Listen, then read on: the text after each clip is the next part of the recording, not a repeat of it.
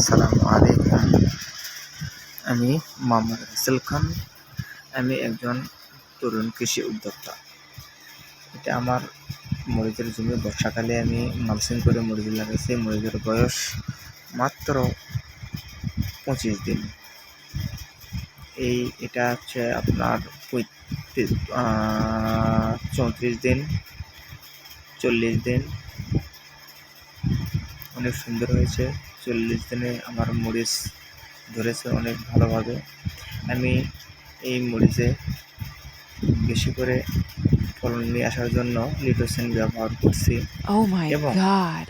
পোকার জন্য আমি ব্যবহার করছি ম্যাটিনেক্স প্লাস জৈব বালাইনাশক। এটা আমার গ্যাবের করলা চাষের জমি।